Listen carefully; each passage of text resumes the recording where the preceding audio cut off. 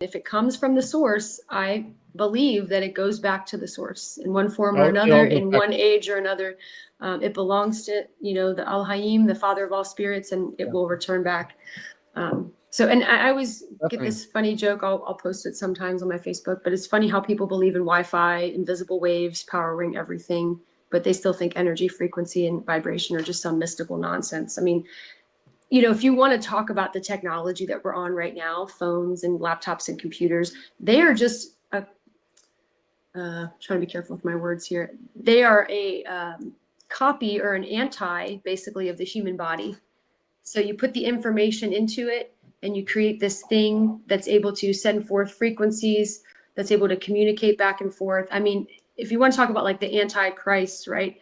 I mean, phones and technology are taking our design because we are just one big battery. I mean, we are energy. The left hand is negative charge, the right hand's positive charge. So we're, the copper top, that's us. And which is why they've put these things up in the last few years to affect our bodies, because we can pick those things up because of how we're made. And so all of these technologies that we're using are just based on the way our bodies work to begin with. So again, like when people are like, oh, energy, and I don't know about any of that stuff, it's like, well, you're on your phone and you're sending a text message to somebody halfway across the country. I get this with biofeedback a lot because I'll work with people all over the country. My siblings live all over, and so they'll text me and be like, hey, so and so hurt her foot, can you work on her? And I'll work on her with my biofeedback. And people are like, I don't understand how that works. I'm like, well, you just sent an email to somebody in another country and you didn't question how that got there. And I always tell people this too, like, if with my biofeedback machine, if I can send frequencies and energies for healing, for life, for restoration to somebody halfway across the country, what do you think they've been doing to us for a long time? If I Yeah. can do it, they've been doing it for a while. Dr. Manzo says we're like 30, 40 years behind, at least, when it comes to this kind of stuff. They've been doing it for a while. And we're finally starting to like pick up the game and be like, oh, maybe we can use this for good. Maybe this is actually how our bodies were made to heal. So it's very fascinating. And, everything that we see is energy, frequency, vibration. Everything in the body has an energetic signature. So like when I'm running biofeedback on somebody, I'm just seeing if it's in or out of tune. Every cell, every organ, every tissue, is it in tune with its original intent, with its original song, vibration that it's supposed to be, releasing? We're supposed to be releasing this song of life, this invisible force, this light, and we're being hijacked on every level. And so what my biofeedback does is it finds out what's out of tune, and then we figure out a way to get it back in tune. So really it's about proper communication. And, first and foremost, we need to be in communication with the source. My husband was reading this really good book lately, and he said, that our primary goal of life is to be in communication with the Father, with Elohim, right? And when we get all these interferences, that's what breaks communication. But that's our goal, is to be in constant communication.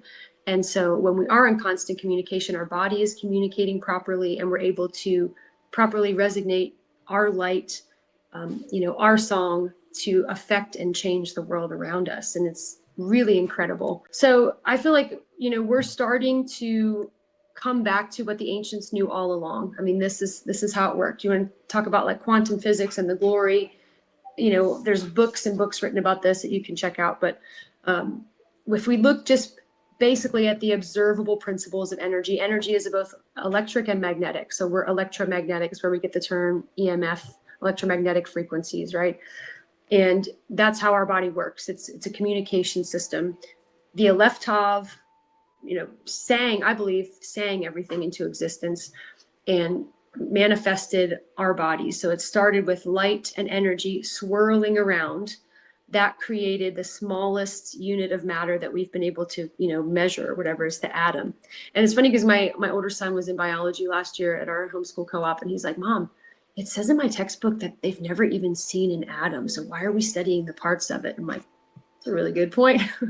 So we can observe the principles of the human body. And then, of course, science makes its own inferences and creates these things.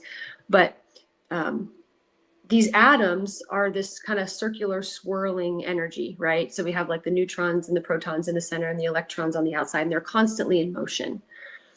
And from there, we have the cells, the tissues, the organs, the organ systems, and then the full complete picture of the body. But it starts with the information, the energy.